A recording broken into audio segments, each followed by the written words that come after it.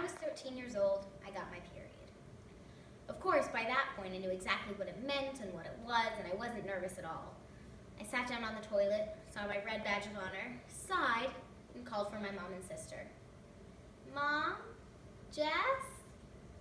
From the moment I called to them, I knew that they knew exactly why I was shouting at them from the bathroom. They came in, squealed, and said, Mazel tov! All while I sat patiently waiting, sitting on the toilet. When they finally finished their period party, they each gave me a pad and a hug and sent me on my way. Though the events of that morning were anticlimactic, when I got to school, my heart was pounding out of my chest. I felt like I was carrying around my own special secret all day. When people looked at me in the hallways, I felt like they knew I was a woman now. When I raised my hand in class to go to the bathroom, I was simultaneously felt so mature and also completely mortified because I felt like everybody could see right through me, straight through to my uterus, and know exactly why I had to go to the bathroom right then. My period and I are pretty tight. His name is Ramon. Sometimes I hate him and I want him to die and he makes me want to cry and then I need to lie down and eat some chocolate. Other times I see him and he's still that beautiful badge of honor, and I'm proud to call him a friend. There's an interesting phenomena I find among teen girls who will simultaneously love to hate our period and also pretend it doesn't exist for the sole reason that it's embarrassing.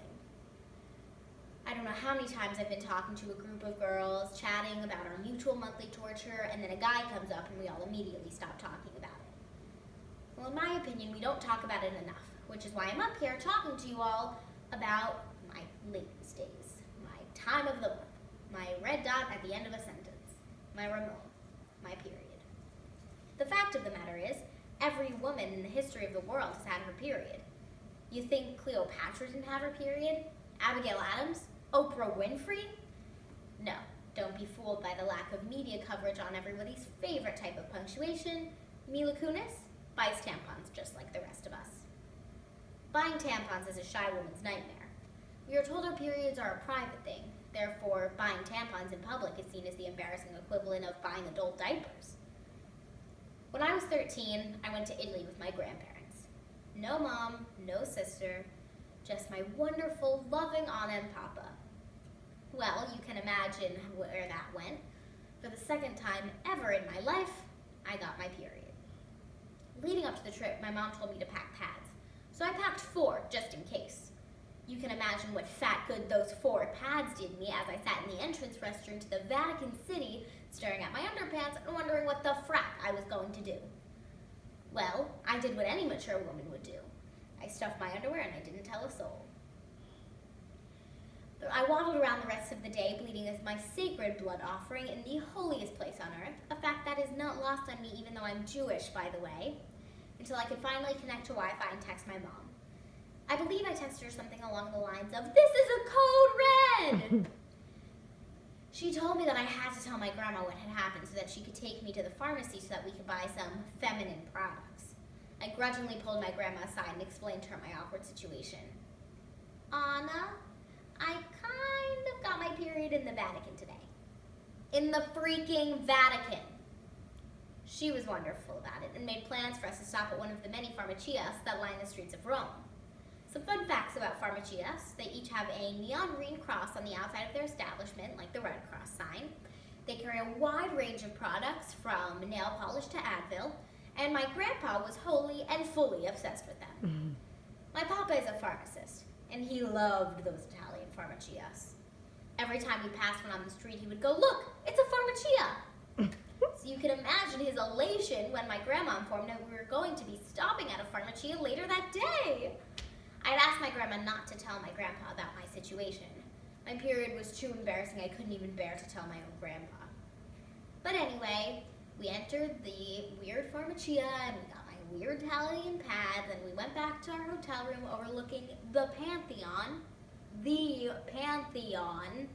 in the middle of an adorable little piazza surrounded by cute cafes and gelato shops, and I dramatically cried about how unfair my life was.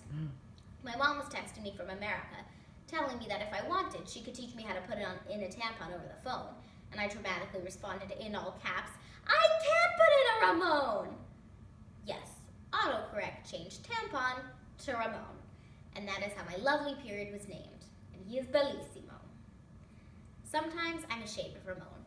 I hide him away, pretend he doesn't exist, make sure no one knows why I'm going to the bathroom every 3 hours.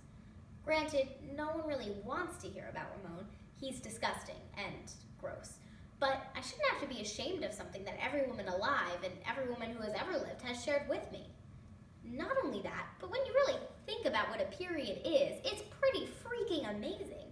We literally steadily bleed for a week straight every single month.